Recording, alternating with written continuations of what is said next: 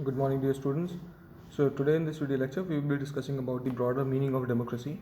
Democracy का broader meaning क्या होता है और क्या क्या significance है उसके किन किन जगह पर, right?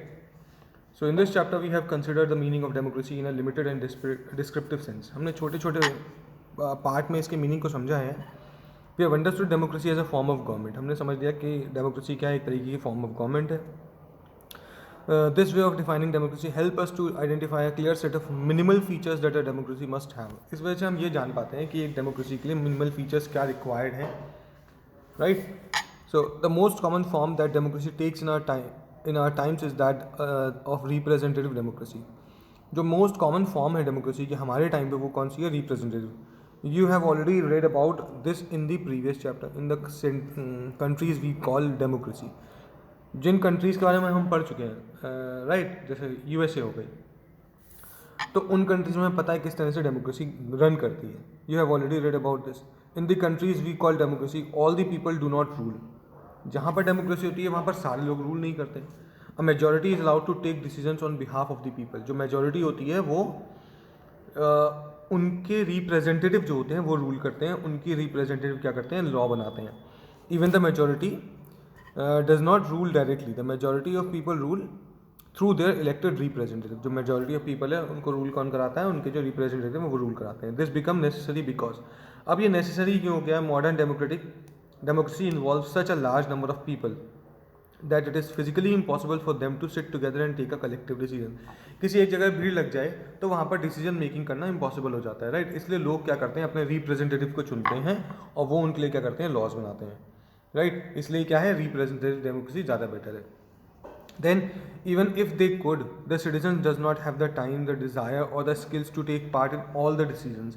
जो सिटीजन हैं उनके पास ना तो टाइम है, ना डिज़ायर है, ना ही वो स्किल्स हैं जिससे कि वो डिसीजन बना सकें या फिर कोई एक लॉ बना सकें. This gives us a clear but minimal understanding of democracy. इससे हमें क्लियर बट मिनिमल डेमोक्रेसी का मीनिंग पता चल जाता है. This clarity help us to distinguish democracy from non democracies. इससे हम जो डेमोक्रेसी है उससे नॉन डेमोक्रेसी को अलग कर पाते हैं. But it does not allow us to distinguish between a democracy and a good democracy. लेकिन ये हमें एक अच्छी डेमोक्रेसी और एक नॉर्मल डेमोक्रेसी के बीच में डिफरेंस नहीं बता पाती. It does not, just a minute please, या right here, it does not allow us to see the operation of democracy beyond government. ये हमें गवर्नमेंट के बियॉन्ड जो ऑपरेशंस होते हैं, जो नेसेसरी पार्ट्स होते हैं, वो नहीं बता पाती है. For this we need to turn to broader meaning of democracy. इसलिए हमें ब्रॉडर मीनिंग समझना ज़रूरी है. Sometimes we use democracy for organisation just then the government just read these statements. कभी कभार हम डेमोक्रेसी एक ऑर्गेनाइजेशन को भी बोल सकते हैं, राइट? या फिर डेमोक्रेसी क्या एक तरीके का ऑर्गेनाइजेशन ही है. चलिए पढ़ते हैं. We are a very democratic family. Whenever a decision has to be taken we all sit together and arrive at a consensus. My opinion matters as my father's, right? एक democratic family है जहाँ हम रहते हैं. मान लीजिए मैं रहता हूँ और वहाँ पर जो भी कोई डिसीजन होता है वो हम लोग साथ में लेते हैं. अगर मुझे कोई डिसीजन लेना है तो मैं क्या करूँगा? अपनी बात रखूँगा, फिर मेरी फादर अपनी बात रखेंगे, पूरी फैमिली मेम्बर्स अपनी बात रखते हैं, फिर हम एक कॉन्सिक्वेंसेस पे पहुँच जाते हैं. मतलब एक नतीजे में पहुँच जाते हैं जिससे कि हम उस डिसीजन को ले पाते हैं. I don't like teachers who do not allow students to speak and ask questions in the class. मुझे वो बच्चे पसंद नहीं हैं जो कि मुझे वो टीचर्स नहीं पसंद है जो कि बच्चों को अलाउ नहीं करते, क्वेश्चन नहीं पूछने देते हैं या फिर बोलने देते हैं. I would like to have teachers with democratic temperament. मुझे वो टीचर चाहिए जो कि डेमोक्रेटिक टेम्परामेंट के होने चाहिए. One leader and his family members decide everything in this party. How can they talk of democracy? किसी एक फैमिली में एक लीडर जो है सारी चीज़ें डिसाइड करता है तो उसे हम क्या बोल सकते हैं? डेमोक्रेटिक फैमिली नहीं बोलेंगे. These ways of using the word democracy go back to this it's basic sense of method of taking decision. ये सारे रास्ते हैं, ये क्या है? बेसिक सेंस ऑफ डिसीजन के हैं. A democratic decision involves consultation with the consent of all those who are affected by that decision. एक डेमोक्रेसी क्या है? जिसमें हर किसी का कंसल्टेशन होना ज़रूरी है जो कि उस डिसीजन में अफेक्ट हो रहा हो. Those who are not powerful have the same say in taking the decision as those who are powerful. Right? जो पावरफुल नहीं है उनका भी बात सुननी चाहिए, उनकी भी बात को समझना चाहिए. इसलिए ही जितनी जो पावरफुल लोग हैं उनकी बातों को. This can apply to a government और अ फैमिली और एनी अदर ऑर्गेनाइजेशन. ये गवर्नमेंट के लिए अप्लाई हो सकता है, फैमिली के लिए अप्लाई हो सकता है, इवन एक ऑर्गेनाइजेशन के लिए अप्लाई हो सकता है. Thus democracy is also a principle that can be applied इसलिए डेमोक्रेसी क्या है, एक तरीके का प्रिंसिपल है जिसको हम अप्लाई कर सकते हैं to any sphere of life, किसी भी स्फीयर में लाइफ के, right? Excuse me. Yes, children. So sometimes we describe the word, sometimes we use the word democracy not to describe any existing government but to set up an idea standard that all democracy must aim to become.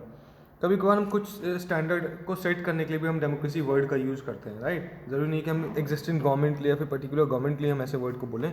True democracy will come to this country only when no one goes hungry to bed. मतलब बात ये हुई कि true democracy उस दिन आएगी हमारी country में जब कोई भी इंसान भूखा नहीं रहेगा. In a democracy every citizen must be able to play equal role in decision making. एक डेमोक्रेसी में हर किसी सिटीजन का इक्वल रोल होना चाहिए डिसीजन बनाने के लिए. For this you do not need just an equal right to vote. जिसके लिए आपको सिर्फ इक्वल राइट ही ना हो, every citizen needs to have equal information, basic education, equal resources and a lot of commitment. हर किसी के पास इक्वल राइट्स हों, इक्वल आइडियाज़ हों, इन्फॉर्मेशंस हो, बेसिक एजुकेशन हो, इक्वल रिसोर्सेज हों, राइट? तो हम बोलेंगे कि एक डेमोक्रेटिक कंट्री है ये.